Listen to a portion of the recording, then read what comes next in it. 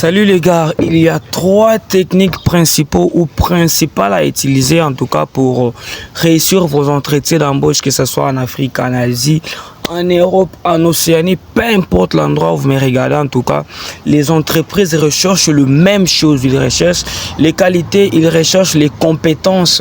Surtout en Afrique, la main-d'œuvre est très abondante. En tout cas, la sélection, elle est devenue ride, le gars. On ne prend plus n'importe qui parce que il y a tellement de diplômes qui sont déversés sur le marché. Il y a tellement de jeunes au chômage. Lorsqu'on lance l'offre pour 5 postes, il y en a qui vont déposer leur dossier à peu près 2000 diplômés en économie, en droit, en sciences politiques, relations internationales. Tous ils viennent chercher du travail là. Et au niveau de l'entreprise, on va se dire qui prendre. La sélection sera rigoureuse. On va sélectionner des candidats. En tout cas, je vous dis, on lit vos CV, on vous fait passer par beaucoup d'interviews. J'ai travaillé pendant 2 ans à la banque, j'ai été dans le commercial. Ensuite, dans les services de recrutement, j'ai participé aux plusieurs processus d'interview. On a interviewé beaucoup de candidats, mais au bout, lorsqu'on interviewait 2000, on retenait très souvent 5 justement. 5 ou 10, pas trop, parce qu'il y avait des choses que les candidats font pendant leurs interviews qui découragent même les employeurs. Donc, je vais vous préparer maintenant, je vais vous dévoiler 3 techniques efficaces à utiliser pour toutes tes interviews afin que les employeurs tombent fans de toi très rapidement. La première des choses que tu dois faire, c'est de faire une préparation approfondie avant même de venir en interview.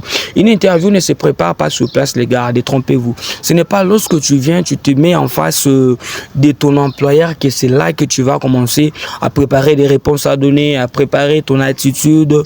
Ça s'est fait avant même que tu viennes là devant l'employeur. Tu dois bien te préparer. Qu'est-ce que tu dois préparer? La première des choses que tu dois préparer, c'est de préparer tes connaissances sur l'entreprise. Tu dois bien connaître l'entreprise avant même de venir en interview. Tu dois apprendre, étudier tout sur le passé de l'entreprise, ses origines, ses moyens, ses objectifs, ses politiques. Tu dois étudier tout ça. La deuxième des choses que tu dois bien préparer, tu dois avoir assez de connaissances sur les postes auxquels tu seras interviewé. Quelles sont les compétences qui sont demandées? Qu'est-ce que l'entreprise attend de toi? Les heures de travail, le lieu de travail, les contrats. Tu dois te préparer. Qu'est-ce que l'entreprise attend d'un employé à ce poste-là? Prépare-toi, fais des études sur ça bien avant même de venir. La troisième des choses que tu dois préparer, ce sont des questions que tu vas poser à l'employeur. Tu dois poser des questions pour lui montrer ton intérêt pour l'entreprise. Tu peux poser des questions sur les postes, tu peux poser quelques questions sur le fonctionnement de la boîte, juste pour lui montrer que tu as de l'intérêt. Tu dois préparer tout ça bien avant. Et la quatrième des choses que tu dois préparer en avance, c'est ta tenue. Prépare la tenue que tu dois porter, tenue de ville, veste, cravate, toutes ces machins-là. Ne viens pas en polo et en jeans. Beaucoup d'employés ne vont pas te prendre. Donc, prépare-toi bien avant. Arrive à l'heure à ton interview. Ça, c'est quelque chose que tu dois préparer aussi. Voilà, donc, prépare même ton langage. La deuxième technique ou la deuxième des choses que tu dois utiliser pour réussir ton entretien d'embauche, c'est d'améliorer ta communication. En entreprise, on ne communique pas n'importe comment. Tu ne peux pas t'asseoir devant un intervieweur et commencer à lui répondre comme ton ami.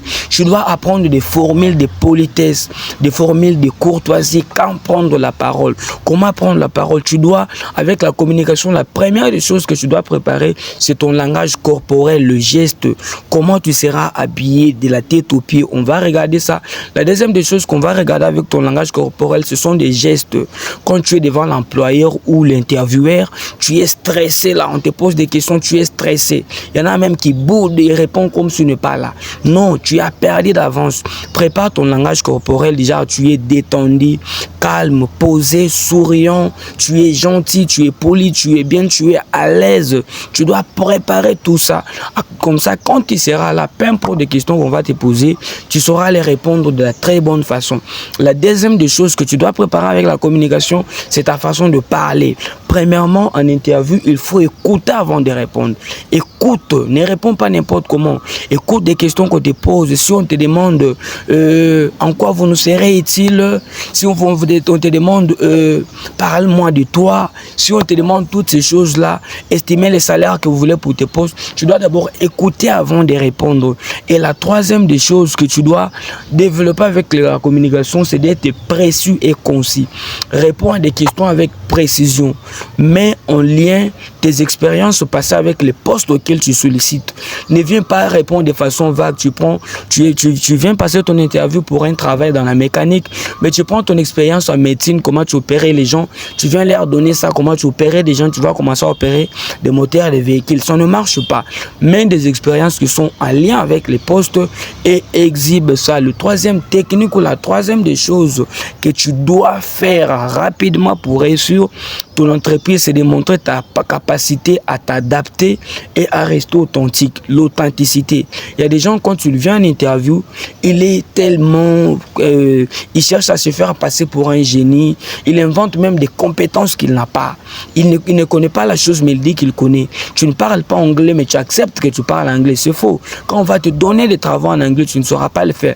Reste authentique, reste vrai, reste toi-même. Et l'autre chose que tu dois faire du côté adaptabilité, c'est de leur montrer comment tu peux t'adapter aux heures du travail, comment tu peux t'adapter au stress de l'entreprise, comment tu peux t'adapter aux tâches qu'on va te confier, les gars. Si tu viens avec tout ça, tu te combines ces trois méthodes, la préparation approfondie, la communication efficace ainsi que l'adaptation et l'authenticité, il y a 90% des chances que tu réussisses ton entretien d'embauche. Mets-moi un gros pouce bleu là, commente et surtout commente la chaîne, like, partage, c'est pour me soutenir. Je pense que tu l'as fait. Merci beaucoup.